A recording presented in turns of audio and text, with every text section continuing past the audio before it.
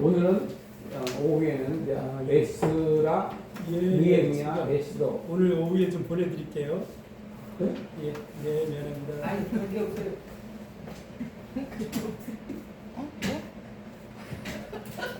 오늘 목사님 오후에 보내드릴게요. 그러니까 좀 할게 없대.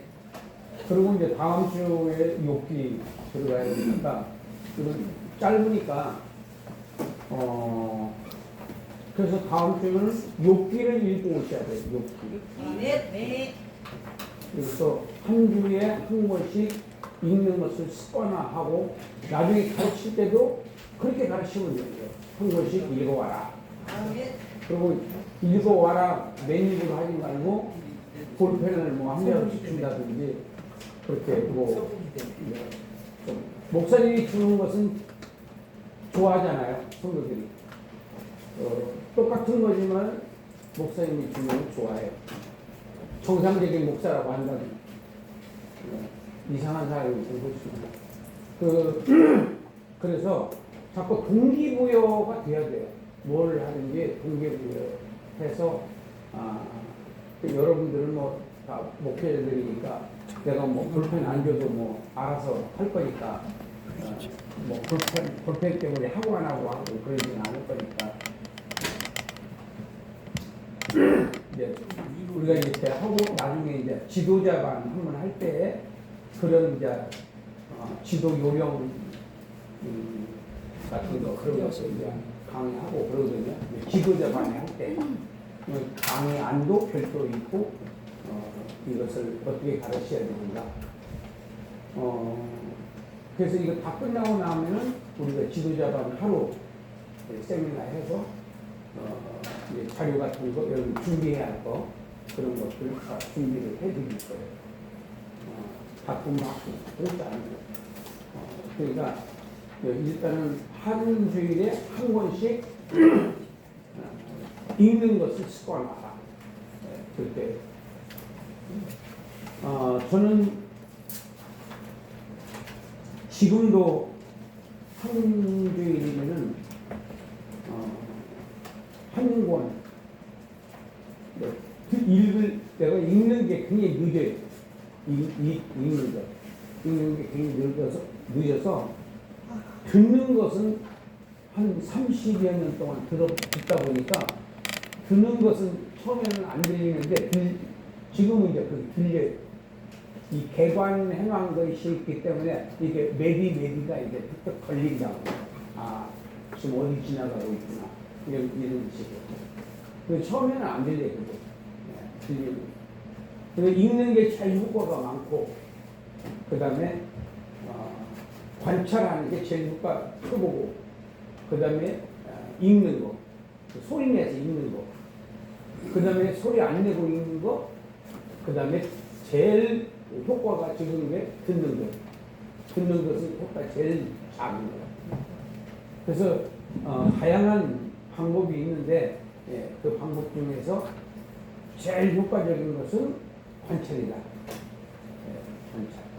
그래서 지금 우리가 이제 다음 시간에 우리가 장별 관찰한 것을 여러분들한테 드리고 설명을 해드리는데 그렇게 해야지 내용이 파악이 되고 그 다음에 해석을 들어가는데 입문까지 해드리는 거예요. 해석까지 완전히 들어가지 않고 이렇게 해석하는 거다 하고 이렇게 들어가는 데까지 입구까지 데려다주고 그 다음에 여러분들이 구석 읽는 거는 여러분들이 알아서 읽으시면 되는 겁니다. 그래서 이제 에스라는 10장 44절까지가 되겠습니다. 그런데 여기서 이렇게 보시면은 이게 이제 개관이에요. 개관. 본문 주제 개요 개관. 이거를 묶어서 이걸 보고 뭐라 그러냐? 본문 관찰이라고. 본문 관찰 제일 위에 있죠. 본문 관찰이 있잖아. 전체 관찰이라고 되어 있잖아. 이 전체 관찰의 그 안에 있는 게 본문 주제, 개요, 개관. 이 네 가지를 합쳐서 전체 관찰이라고 한다. 본문 관찰이라고. 이 본문은 어떻게 파악을 하느냐? 파악을 하는 방법이 본문 주제 개요 개발 이렇게 네 가지 방법을 통해서 내용의 구조를 보게 한다. 내용이 어떤 내용이냐 이것을 볼 수 있게 됩니다.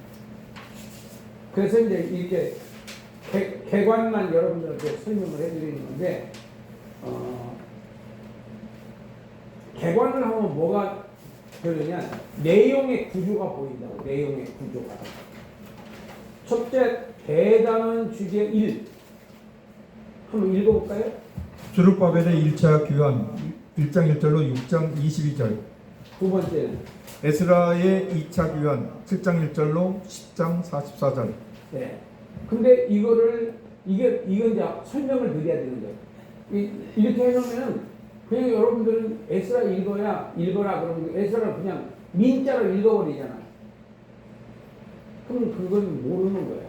이게 어떤 성경인지에 대한 구조를 모르기 때문에 모르는 거예요. 근데 여기서 이제 설명을 한 번만 들어봐도 에스라 성경은 이런 성경이구나 이렇게 이제 이해가 되는 거예요. 에스라 성경은 1장부터 6장까지 하고 7장부터 10장까지 하고 그 내용이 다른 내용이야. 내용이 다른 거야. 어떻게 다르냐? 1장부터 6장까지는 1장부터 6장까지는 BC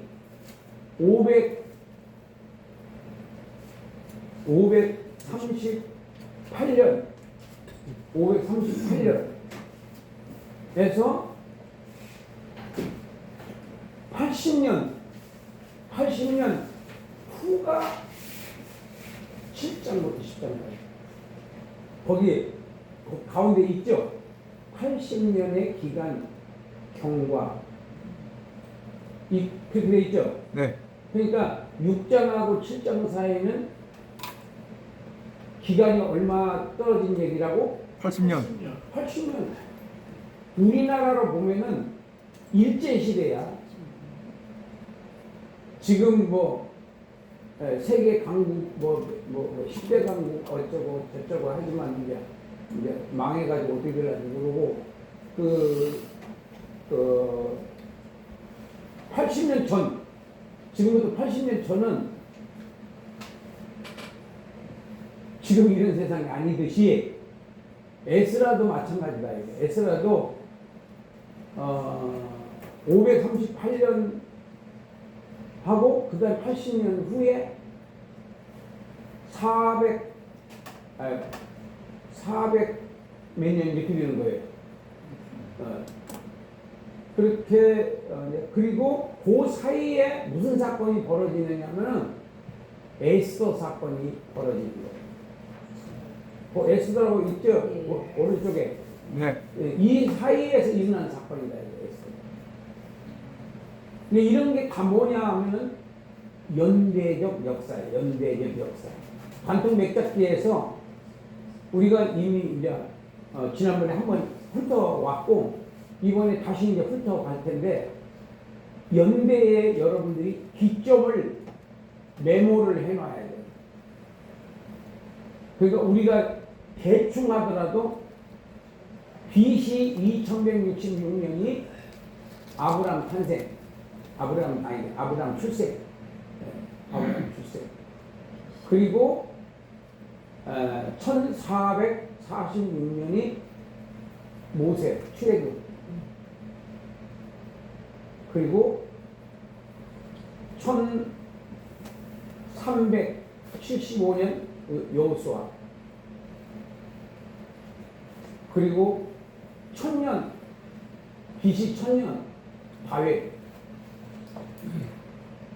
이런 식으로 큰 연대라도 이렇게 점을 찍어놔야 돼. 이것을 연대적으로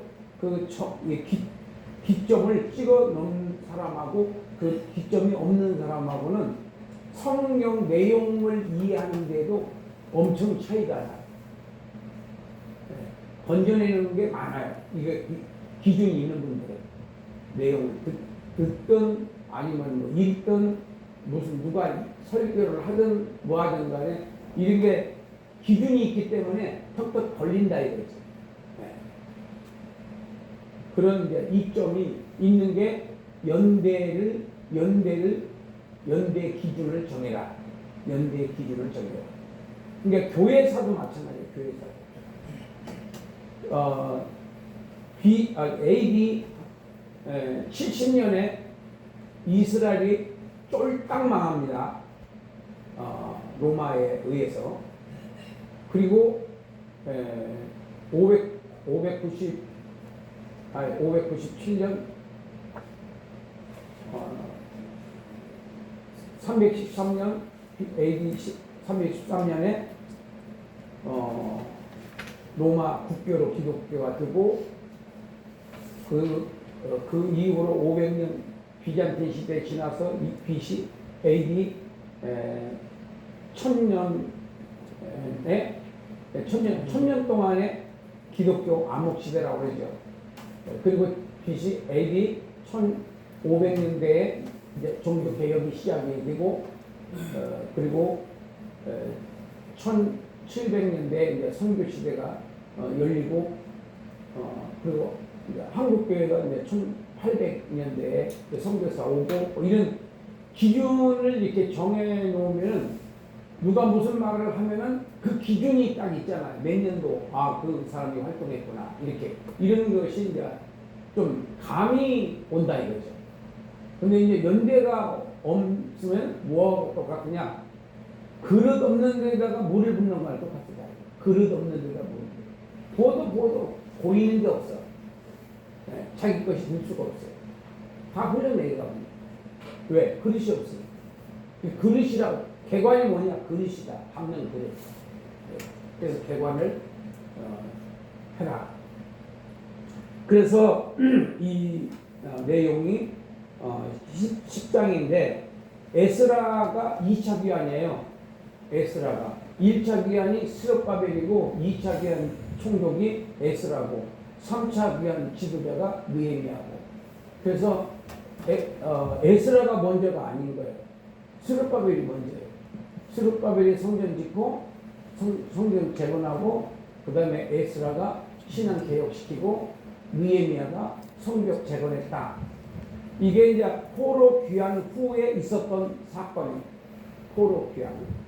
그러니까 이런 기준이 되어 있으면은 학개, 스가랴, 말라기 이 세 선지자가 어떤 사역자하고 같이 사역을 했느냐 이런 것들도 다 이해가 될 수 있는.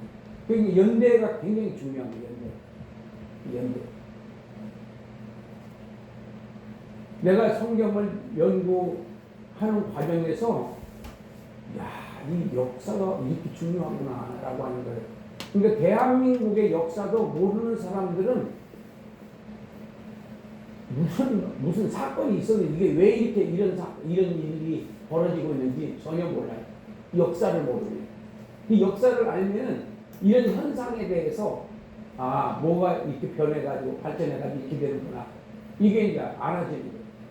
근데 성경도 역사를 모르면은 무슨 선지서, 무슨 선지선이, 시가선이 이런 것들이 몇 년대에 어떤 환경 속에서 이런 사건이 일어났는지에 대한 전혀 어떤 답이 안 오는 거예요. 역사를 모르기 때문에. 그래서 성경 접근의 원칙에 있어서 역사를 제일 먼저, 역사는 하나의 뭐와 같으냐? 기초와 같다. 기초. 집을 짓든 뭘 하든 기초가 있고 기둥이 있고. 이 연대는, 이 개관은 이 성경의 역사를 먼저 정리하고 선지서를 하든 시가서를 하든 서신서를 하든 예언서를 하든 역사부터 하고 처음부터 계시록 하는 분들은요 위험해요. 잘못된 확률이 많아. 역사를 먼저 해라. 역사. 먼저 할 게 있고 나중 할 게 있는 거예요. 순서가 있다. 공부도 마찬가지고 뭐 사업도 마찬가지고 다 마찬가지죠. 기초가 없으면 나중에 무너지는 게 더 심하죠. 그래서 여기서도 이제 개관을 우리가 한번 살펴봤고, 그 다음에 이제 이 도표가요 굉장히 중요한 도표입니다. 이 도표. 에스라, 느헤미야, 에스더 이 세 권을 이해하고 학개서까지 말라기를 이 6권을 이해하는데 이 도표 하나로 다 설명이 돼요. 이거 다 미국에서 온 자료들입니다. 이런 것들 내가 만든 거 아니에요. 이건 벌써 내가 3, 40년 전에 이 도표 온 것을 이런 것을 계속 보완을 이 디자인하는 사람들한테 부탁을 해서 이렇게 또 그리도 보완하고 이 작업을 계속 해온 거예요. 그래서 내가 좀 알아먹기 쉽게 좀 이렇게 구조조정도 좀 하고 그랬습니다. 그러니까 우리나라의 이 기독교 역사의 무슨 자료들은 내가 볼 때는 한 90%는 다 미국이에요. 그 선교 국가의 미국. 그래서 그 밥도 못 먹을 때 그 사람들이 우리한테 다 강냉이죽, 저기 뭐예요, 우유, 뭐 옥수수가루, 옥수수가루가 강냉이지만 그런 거 다 해서 그때 50년대 저도 그런 거 다 먹고 살아왔어요. 구호물자 어마어마하게 보내줬습니다. 그때. 그래서 교회가 그 덕분에 성장 많이 했어요. 구호물자는 교회에서 많이 나눠줬거든요. 그래서 교회 가면 뭐 여러 가지 주고 그랬습니다. 그래서 미국을 배신하면 안 돼요. 나쁜 놈들이에요.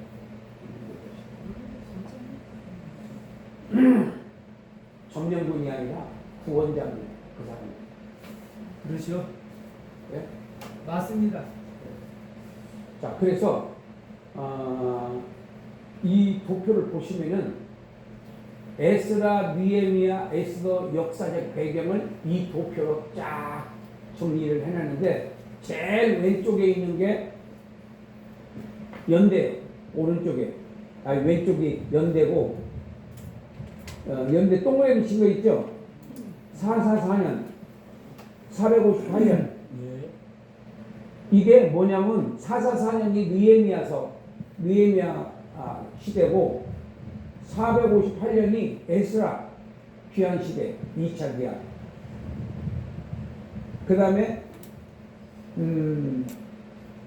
538년 제일 밑에 왼쪽 538년 이게 1차 귀환. 거기에 중간에 보면은 1장부터 6장 있죠? 보여요? 네. 1장부터 6장. 6장, 1장, 7장이 어디 있어요? 몇 년도가 걸쳐 있어요? 몇 년도에? 458년. 예? 458년. 그렇죠. 이게 이제 2차 귀환이야. 458년. 여기가 7장부터 10장. 10장까지. 그리고 느헤미야. 저 이렇게 도표를 해놓으니까 이렇게 구조가 이렇게 돼 있구나. 연대 이렇게 돼 있구나. 이렇게 알 수가 있습니다. 또 오른쪽으로 1차 첫 번째 귀환이 몇 년도예요? 538년이죠? 네. 중간에 오른쪽의 중간에 첫째 귀환이 BC 538년 지도자가 누구요? 수르바벨. 스룹바벨. 2차는 458년. 지도자. 에스라. 그렇지. 3차는 느헤미야. 몇 년? 444년. 네, 이런 것을 여러분들이 외우셔야 돼요. 이런 거. 538년 2차. 또 두 번째 458년. 458년 444년 그리고 586년에는 무슨 사건이 있었어요? BC 586년 망하는 거예요. 성경이 이제 무너진 유대 성전. 이스라엘에서 성전이 무너졌다는 말은 나라가 망했다는 뜻이에요. 기독교회 중국의 교회가 무너지잖아요. 무너지는데 지하교회는 더 부흥되는 거예요. 지금 알곡과 쪽정이가 다 갈라져요. 지금 중국은 시진핑 찬송가 부르고 그다음에 예수님 찬송가 부르고 뭐 그런 식이고, 근데 이제 진짜는 지하교회는 더 부흥되고, 그냥 감옥 가는 것이 의뢰 가는 걸로 알고 있어요. 그 사람들은 알곡들이야. 두려워하지를 않아요. 그냥 잡아가면 잡혀가. 나중에는 이제 한 10번 정도 잡아가는데도 이게 계속 예수 믿으면 그냥 놔둬요. 잡아가봤자 돈도 안 되고, 맨날 자기들만 귀찮으니까 신고가 들어도 움직이지 않는데요. 절대 돈은 주지 말아야 된대요. 돈. 그러면은 나중에 한 10번 잡혀가면은 교도소 한 10번 갔다 오면 그 다음에 그냥 놔둔대요. 저 새끼는 어떻게 할 수가 없다. 그 정도, 이제 그거 살아남는 거예요. 근데 맨날 급순되고 그냥 하지 말라면 예배 드리지 마. 그러면 예배 안 드리고. 이렇게 하는 것은 그거는 쭉정이 되거든요. 그때나 지금이나. 그 다음에 오른쪽 보시면은 아닥사스다 1세 아하수에르, 이 아하수에르 왕이 에스더 남편이야. 근데 헬라어로는 크셀크세스예요. 아하수에르 왕은 페르시아 언어고 그 헬라어 언어로는 크셀크세스예요. 그 페르시아가 헬라한테 망하거든요. 그래서 망해가지고 이제 헬라 문화가 독일을 장악을 하는 거예요. 페르시아. 지금 이란이 박살나잖아요. 이란이 페르시아예요. 옛날에. 페르시아. 여기 말하면 여기 아수에르 왕. 에서 그 나라가 지금 이란이에요.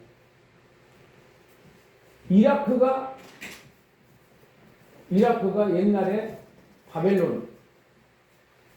그래서 바벨론 왕국을 재현해 보려고 하다가 죽은 사람이 후세인. 그 지나간 역사를 미련을 갖고 옛날 얘기 자꾸 하다가 망해버린 거예요. 그러니까 하나님이 다 그냥 하나님이 쓰시다가 버리시는 거예요. 그 옛날 얘기 자꾸 하는 건 별로 좋은 게 아니에요. 옛날에 금잔디 시절은 그때로 이 세상의 모든 것들은 다 지나가는 거예요. 다 지나가는 거예요. 육신의 정욕도 지나가고 이생의 사랑도 지나가고 육신의 정욕도 지나가고 다 지나가는 거예요. 영원한 것은 예수님 말씀뿐이에요. 말씀만 영원한 거예요. 그게 진짜인 거예요. 근데 우리는 그 진짜를 버리고 가짜를 붙잡고 행복을 거기서 찾아요. 바보들의 행진. 바보들은 그렇게 하는 거예요. 그러나 믿음이 있는 사람들은 그렇지 않아요. 이 세상 것은 안개와 같고 물거품과 같고 이슬과 같다. 나그네와 같다. 지나가는 행인과 같다. 이 도표를 설명을 들어보니까 기가 막히죠? 네. 뭐 별로예요? 근데 여러분들 앉아서 나는 계속 말을 하니까 여러분들은 대답이라도 좀 해줘. 자, 이것을 도표화 시켰어요. 도표화. 네, 도표화 1차, 2차, 3차. 그래서 1차 본문은 어디예요? 에스라 1장서부터 6장까지, 그다음 2차는 7장부터 10장, 까지. 무슨 7장? 에스라, 읽으세요. 그러지 말고. 그다음에 3차는 느헤미야 1장서부터 13장, 무슨 소리야? 어? 무슨 소리? 핸드폰 소리인데 지금. 아 스마트폰에서 어? 알람 소리. 알람 소리? 끝나게 잘못 눌려가지고. 안 들리게 좀 해주세요. 방해하지 말고. 여기 잘 들려요. 그러니까. 그럼 영향이 간다. 자, 그 다음에 연대. 1차 연대, BC 538년, 2차 연대, BC 458년, 3차 연대. BC 444년, 자, 1차 지도자, 수르바벨, 2차 예수와, 지도자. 에스라, 예수아가 누구냐면은 스룹바벨은 세스바살이라고도 해요. 근데 스룹바벨은 총독이고 예수아는 대제사장이에요. 이게 예수아가 여호수아로 나오는 데가 있고 예수아로 나오는 데가 있어요. 근데 대제사장이에요. 총독, 대제사장. 두 감람나무가 바로 여기 이제 스가랴에서 나오는. 그 다음에 2차 지도자가 에스라, 3차 지도자가 느헤미야. 자, 그 다음에 페르시아 왕 1차. 키로스, 고레스, 좀 잘 읽어요. 딴 생각하지 말고. 키르스라고도 하고 고레스라고도 해요. 근데 이사야서에 나와요. 그 다음에 2차 페르시아 왕. 아닥사스다, 그 다음에 3차 지도자. 아닥사스다, 그 다음에 1차 칙령 내용. 돌아가기를 원하는 사람만큼 돌아갈 수 있고 성전이 재건될 수 있으며 부분적으로 국고의 지원을 받고 그릇들이 돌려짐. 네. 이렇게 칙령을 내렸지만은 이 고레스 왕이 나중에 성전 재건을 또 중단시켜요. 그리고 나중에 다리오 왕 2세 때에 성전 재건이 완성돼요. 516년. 그 다음에 두 번째 2차 칙령 내용은 돌아갈 수 있는 만큼 돌아갈 수 있고 국고 지원이 마련됨, 자신들의 문관을 갖도록 허용됨, 그 다음에 3차 칙령 내용은 성벽 재건이 허용됨. 네. 그러니까 1차는 성전 재건, 3차는 성벽 재건.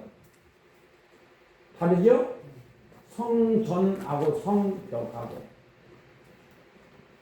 그 다음에 귀한 자의 명수 1차는 49,897명, 2차는 1,754명, 3차는 알 수 없습니다. 그러니까 다 합쳐도 10만 명이 안 돼요. 그 다음에 사건, 업종 및 문체 1차 읽어보세요. 성전 공사가 시작되고 제사를 드렸으며 장막절을 지킴, 사마리아인이 방해함으로 작업이 520년까지 중단됨. 성전은 516년에 완공됨. 그러니까 여러분이 에레미야서에서 70년 만에 돌아올 것이다, 그런 예언이 되어 있는데 그게 무엇을 의미하는가 하면은 성전이 무너졌다가 성전이 다시 세워지는 기간이 70년. 그러니까 586년이 무너지고 그리고 516년에 재건해요. 그 기간이 70이야. 그래서 귀환이 아니고 성전의 기준에 있다. 이렇게 이해하시면 되고, 그 다음에 3차 사업 업종 및 사건 업종 및 문책. 3차. 산발랏 도비아 및 게셈의 반대에도 불구하고 성벽이 52일 만에 재건됨. 성벽이 봉헌되고 율법이 낭독됨. 이거는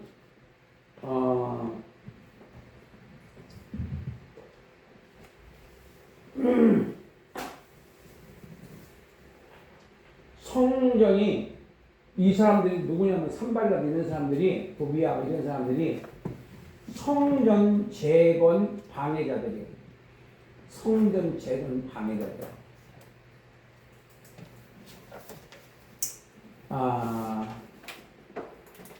그 국민의힘 안에 그 간첩들이 있거든요. 그것들이 이렇게 뭐 좀 되려고 하면 이상하게 반대해가지고 깽판 쳐서 무너지게 만들고 그렇게 하는데 그 안에 이 산발락 같은 그런 인간들이 거기 있어요. 그것들을 다 쳐내야 돼요. 그렇지 않으면 그건 아무 쓸모없는 당이 되어버려요. 힘을 못 써요. 이 간첩이 얼마나 중요한지 아세요?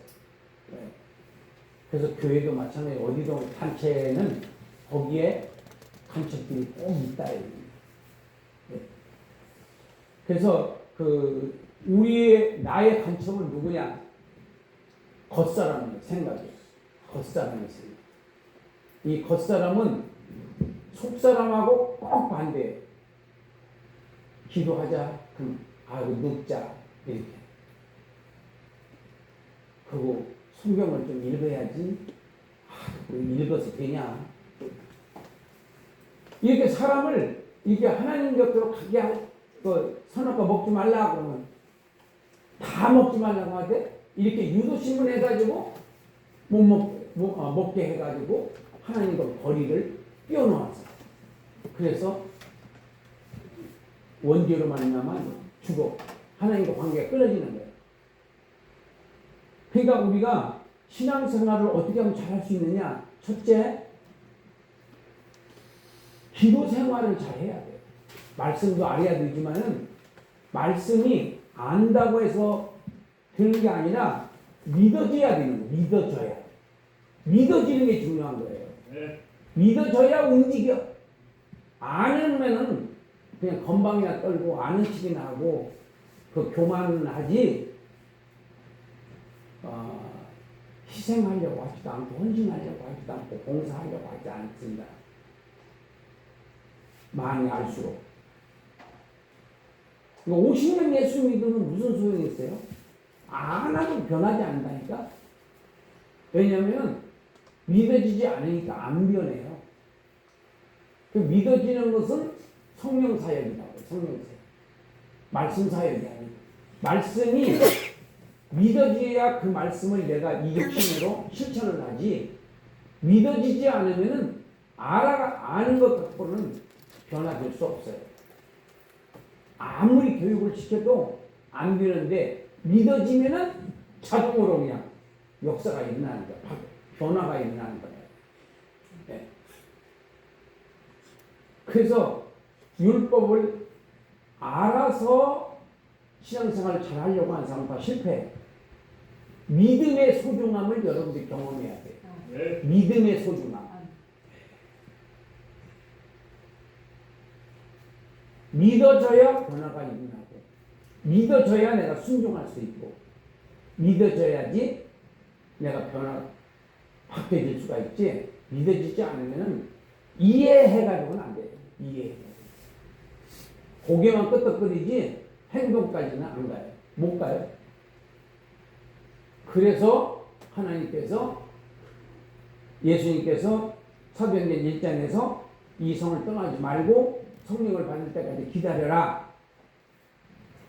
몇 날이 못 되어 성령으로 세례를 받으리라. 받으면 네가 순종할 수 있고 못 받으면 너는 불순종하고 살 수밖에 없다. 성령이 핵심이다. 성령이 나의 신앙생활의 키워드다. 성령 생활. 신앙생활의 열쇠는 성령의 사람으로 내가 바뀌어질 수 있느냐, 바뀌어질 수 없느냐에 따라서 그거는 결정 지어지는 것이다. 자, 그 다음에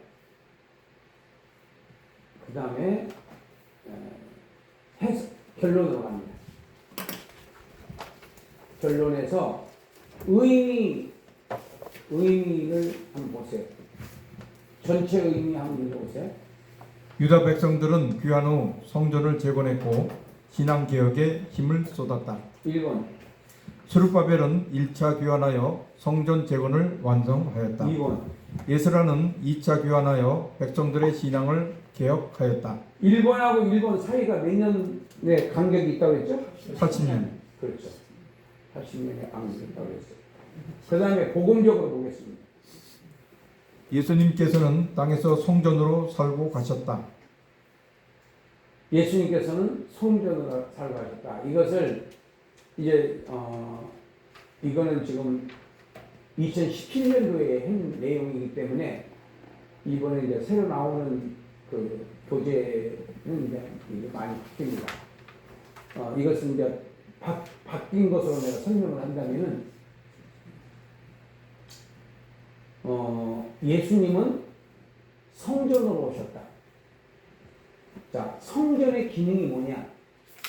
성전의 기능은 하나님께 제물로 제사를 드리는 장소예요. 제물로 제사를 드리는 장소예요. 그러면은 예수님이 예수님이 제물이에요. 무슨 제물? 세상죄를 지고하는 하나님의 어린 양. 그 제물이야. 그래서 이것을 히브리서 10장에 가서 보면은 예수님이 무슨 제물이냐?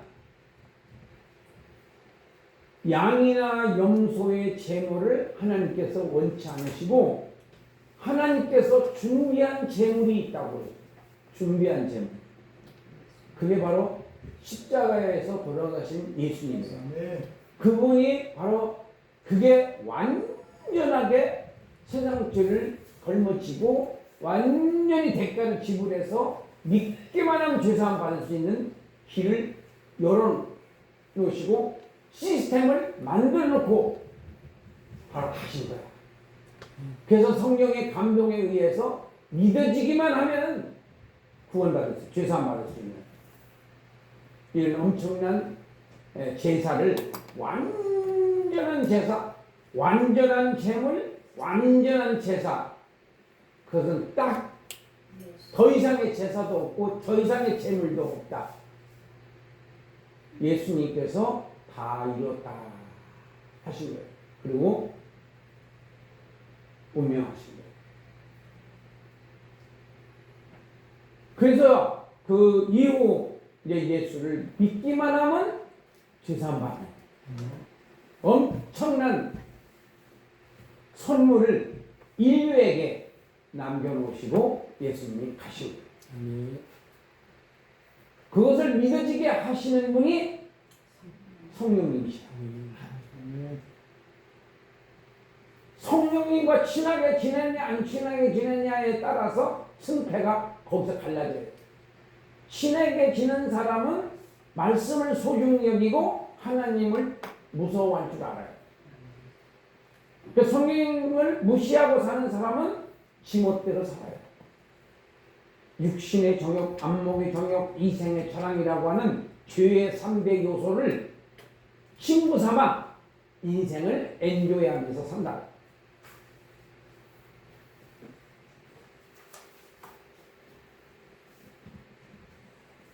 자, 그 다음에 1번 한번 읽어보세요. 복음적에서 1번. 영과 진리로 사는 복음 예수님은 초림으로 성전으로서의 사명을 땅에서 다 이루셨다. 2번. 예수님은 재림으로 자기 백성을 완전하고 영원한 성전인 천국으로 인도하신다. 네. 그러니까 초림하고 재림은 그런 차이가 있는 거예요. 그 다음에 교훈 새 성전으로 회복하라. 그러니까 여러분들이 이게 지금 이게 지니고 있는 이 육체가 성전이라고 하는 것을 잊지 마세요. 아멘. 아멘. 아멘. 아멘. 아멘. 아멘. 끝까지 아멘을 안 하는 사람이 있어요. 아멘. 아멘. 할렐루야.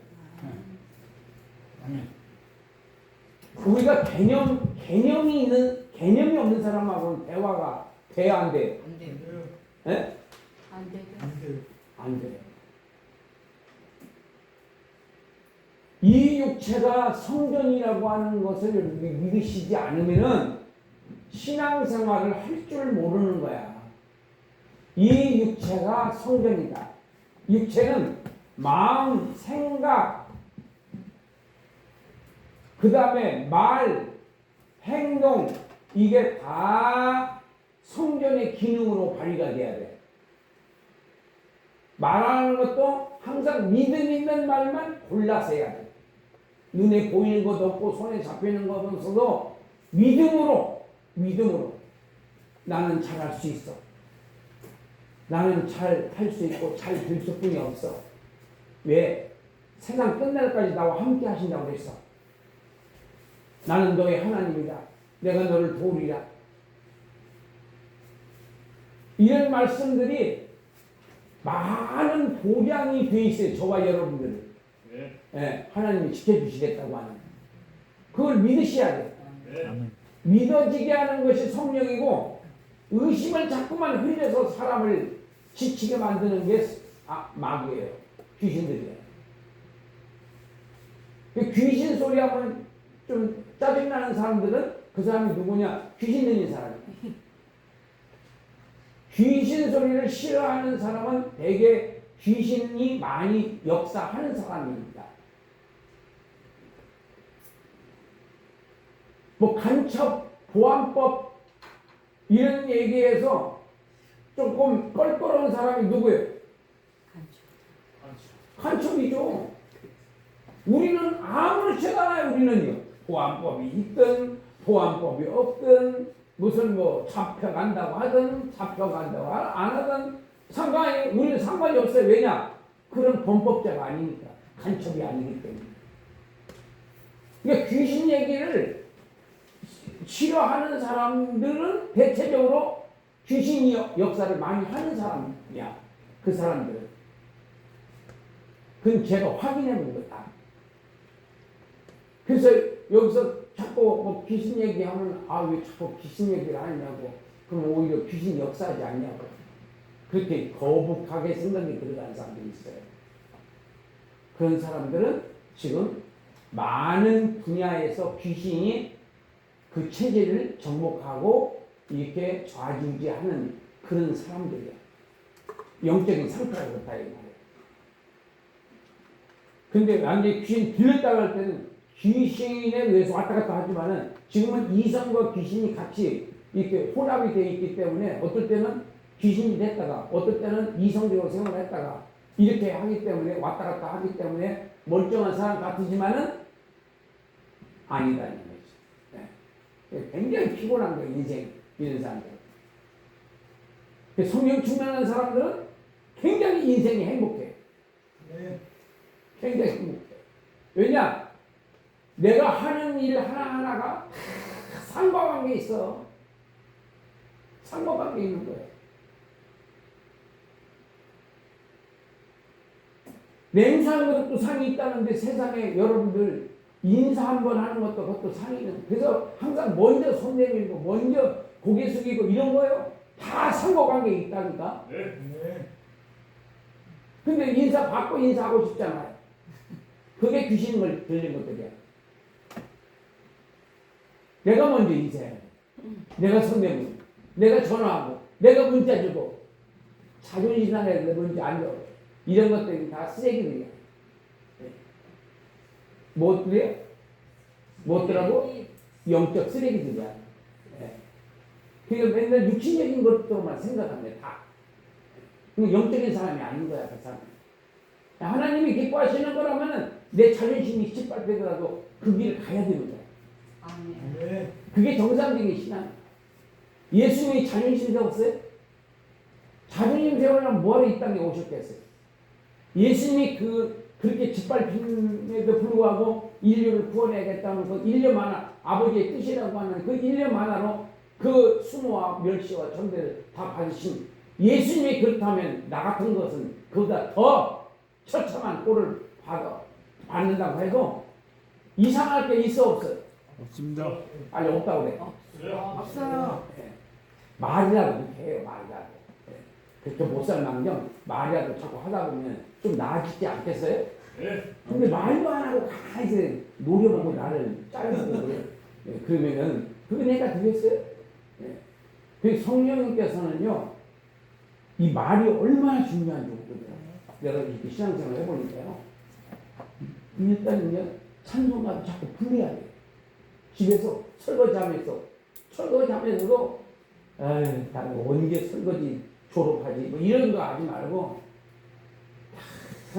딱 이게 닦으면서 예수의 피밖에 없네 뽀독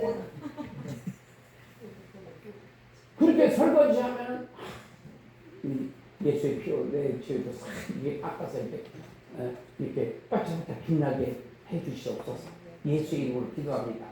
이렇게 하면 설거지하면서 그렇게 하면 은혜가 되겠어? 짜증나겠어요? 상태가 납니다. 은혜가 돼요. 설거지하면서도 은혜 받고 설거지하는 사람이 있는가 하면 썩을러 보이생 나는 맨날 설거지나 하고 이렇게 인생을 사는 사람하고 완전히 다른 거예요. 그 설거지하면서도 상 받는 사람이에요. 그런 사람. 뭐라고요? 빨리 해봐요. 시작. 설거지하면서도 상을 쌓는 거야. 설거지하면서도. 할렐루야. 네. 헌금하고 죽은 사람이 누구예요? 하나님과 섭비라. 그거 하라고도 안 했는데 지가 해놓고서는 되죠. 허영식. 그럴 필요가 없잖아. 절만 대로 한 건, 나 절만 드리겠습니다. 그럼 될걸. 뭐하러 이거 절만 떼어놓고서는 다 드립니다. 이렇게 했다가 되지냐고. 부모가 혼자 죽으면 또 서운하니까 같이 주고. 그러니까 이 신앙생활이 성령님은 언제든지 정직하고 진실하신 분이다. 성령님은. 성령님을 속일 생각을 해야 돼, 안 해야 돼? 안 해야 돼요. 안 돼요. 못 속여요, 성령님. 예수님이 바리새인이 무슨 나쁜 생각하니까 왜 악한 생각하느냐 그러잖아요. 생각도 다 알고 계신다니까. 생각도 다 알고 계시고 마음도 다 알고 계세요. 자, 그 다음에 영과 진리로 산 예배, 산제사, 산제물로 사는 자, 자기의 사명에 전심전력을 다하는 것이 믿음이다. 전심전력을 다해야 돼요, 여러분들. 마음을 다하고 뜻을 다하고 정성을 다해서 자기 사명에 충성을 다해야 돼요. 그냥 헐렁헐렁하게 해서 안 돼요. 그러기 위해서는 기도를 빡세게 해야 돼요. 아침, 점심, 저녁으로. 그리고 친구 만나는 것은 가끔 한 번씩 만나고 성령님을 자주 만나야 돼요. 성령님을 자주 만나요. 참 교제하고 사람하고 교제를 많이 하는 것보다 성령님과 교제를 많이 하는 사람이 신령한 사람이 될 수 있는 거예요. 그 다음에 느헤미야.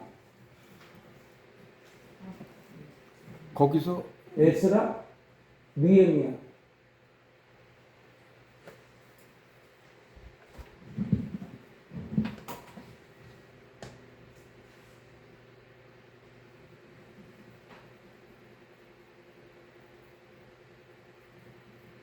아까 거기서 됐어요? 느헤미야가 안 돼. 그걸 닫아보십시오. 그것도 닫아보십시오. 받아? 예. 그것도 다 아까 거기 다 열어놨었었는데 느헤미야를 해드리겠고.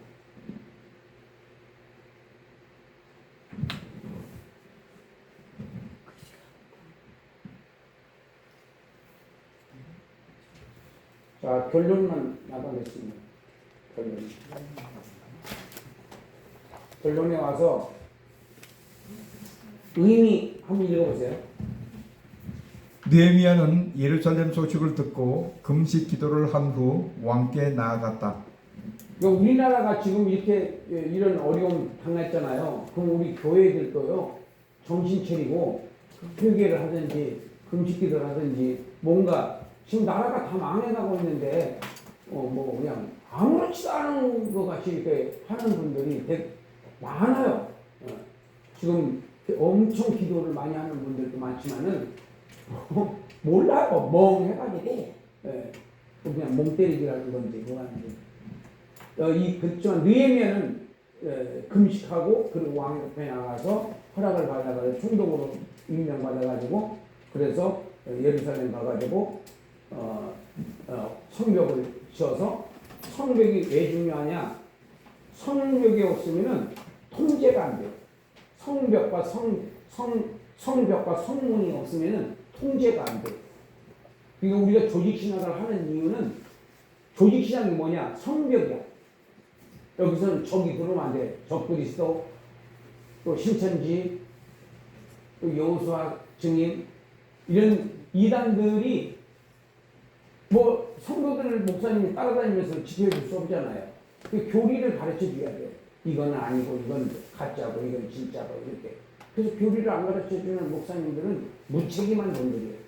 목회자로서 무책임한 그 목회자다. 그래서 성벽을 이렇게 하고 그다음에 문을 달아서 이게 통제할 수 있도록 이건 되고 이건 안 되고 이것을 해줘야 된다. 자, 그다음에 복음적에서 전체 예수님은 3년 6개월 동안 하나님의 윤리로 살아가셨다. 자, 하나님의 윤리가 뭐냐? 하나님의 교리, 하나님의 윤리. 자, 1번 한번 읽어보세요. 인간이 하나님을 만날 수 있는 조건을 예수님의 보혈 언약으로 통제하신다. 2번 예수님은 새 언약을 세우시려고 이 땅에 오셔서 십자가에 죽으셨다. 그러니까 하나님께서 여기서 교리가 뭐냐? 하나님의 교리. 하나님의 교리는 구약을 말하는 거예요. 구약. 그 다음에 하나님의 윤리가 뭐냐? 하나님의 윤리는 예수님의 생애와 사역이 하나님의 윤리예요. 그래서 하나님께서는 말씀으로만 하시는 분이 아니고 실제적으로 육신을 입고 이 땅에 내려오셔서 인간들하고 똑같이 살면서 실제 하나님이 너희들을 얼마큼 이렇게 사랑하고 있다. 하나님이 세상을 이처럼 사랑하사 독생자를 주셨으니 이는 저를 믿는 자마다 멸망치 않고 영생을 얻게 하려 하십니다. 이게 하나님의 윤리예요. 하나님의 윤리. 그러니까 기독교인들의 윤리가 뭐냐? 희생, 봉사, 헌신이라고 하는 바로 의의 3대 요소를 지니고 그걸 실천하는 게 그게 바로 그 성도의 삶이라고. 그래서 교리는 말씀이고 윤리는 행동이다. 그래서 그 다음에 예수님의 편지로 살아라. 교훈이. 근데 여러분들이 식당 가서 예수 믿는 치겠으면요 책임을 져야 돼요. 거기서 자꾸 말씀 부리면 안 돼. 식당 가가지고 목사님, 전사님 이렇게 할 거. 아이 왜 맛이 없어? 뭐 어쩌고저쩌고 이렇게 그리고 밥 2개 시키고 셋이서 먹고 앉아있고 양념질만 골라서 한다고 그냥 목사라고 하지를 말든지 집사라고 하지를 말든지 그렇게 하면서 뭔가 그 하나님께 영광을 가리는 그런 앙칼지게 그렇게 하고 그러지 말고 좀 고분고분하게 좀 양보해가면서 집에 가서 먹고 뭐 맛있는 건 집에 가서 드시고 그냥 여기서는 대충 드시면 돼 그냥. 그 다음에 교훈은 편의를 살아라. 첫째 뭐라고요? 진리의 교리로 무장이 되어 있지 않으면 마귀의 밥이 된다. 예, 진리의 교리로 진리. 그러니까 진리가 뭐냐? 옳은 가르침이에요. 바른 가르침. 그러니까 가짜 뉴스, 진짜 뉴스가 있잖아요. 그러니까 진리가 있고 비진리가 있다고. 그러니까 비진리로 무장시키면 이단들은 비진리로 무장시키잖아요. 그러나 우리가 이제 정상적인 목회자라면은 진리로 무장. 모르면은 진리라고 하는데 그게 진리 아닌 것도 있어요. 예. 그러니까 성경은 공부를 해야 되는 거예요. 그래서 지금 여러분들이 그 공부해 보니까 공부를 해야 할 것 같아, 안 해야 할 것 같아? 해야 할 것 같아요. 해야 할 것 같잖아요. 솔직히 얘기해서. 근데 그냥 이 공부하는 것을 아무렇지도 않게 지금 이거 특별 케이스 이거 여기서 평강교회에서 이거 하는 거예요 지금요. 이게 계속 아멘 할렐루야. 이런 기회가 계속 온다고 생각하지 마세요 여러분들. 언제든지 주님이 나 데려다 시면은 끝이야 그걸로. 아무 다른 데 가서 뭐 다른 거 배우면 되지. 이렇게 짜임새 있게 이렇게 준비가 된 것이 있을까? 없어. 드물어요. 있을 수 있겠지만은 그렇게 만만하진 않습니다. 하나님께서 이렇게 준비해 놓은 거예요. 4과목 이렇게 4과목을 세상에 2만 원에 아니 3만 원에 하는 데가 어디 있어요? 그 무료나 마찬가지인데 그래도 무료면 기분가 자존심 상하니까 그냥 받는 거예요. 3만 원. 그 다음에 두 번째는 진리의 교리와 성령으로 무장이 된 자들만이 믿음을 지킬 수 있다. 그러니까 아무리 진리로 무장이 된다고 해도 성령 충만 받지 않으면 그게 실천이 안 되기 때문에 그래서 안 된다. 성령 충만은 필수 조건이다. 자, 그 다음에 에스더까지 한번 하고 끝냅시다. 에스더 결론만 가겠습니다.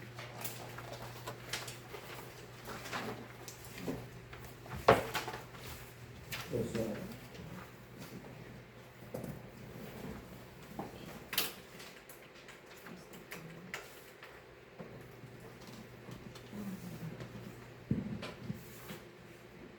자, 에스더에서 결론에서 의미. 에스더의 결심으로 유다인들을 구원하였다. 그 다음에 복음적. 예수님의 결심으로 택한 자기 백성을 구원하셨다. 교훈. 복음적 신앙으로 살겠다는 결심이 있어야 성령의 열매를 맺을 수 있다. 첫째. 온유와 겸손으로 섬기겠다는 결심이 있어야 한다.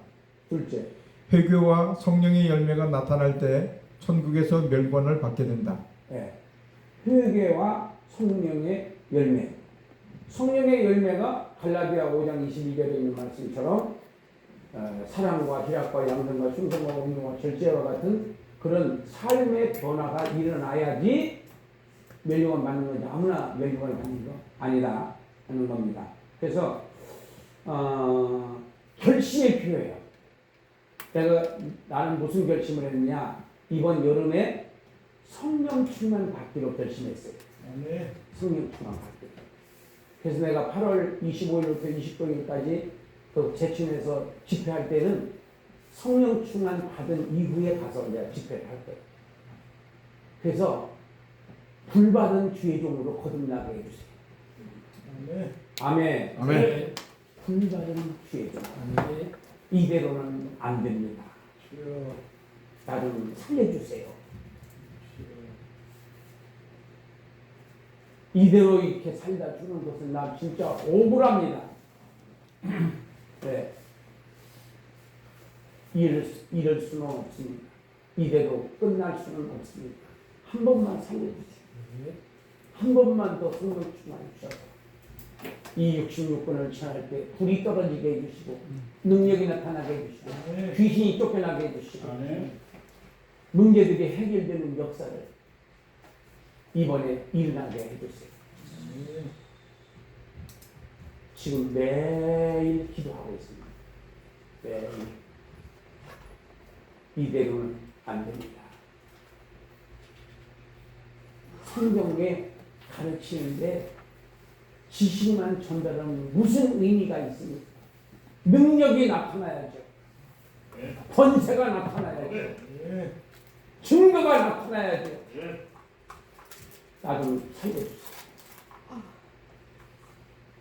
스토어는 가고 있고 언제 내가 무너질는지 모르는 이 시점에서 이렇게 살 수는 없습니다.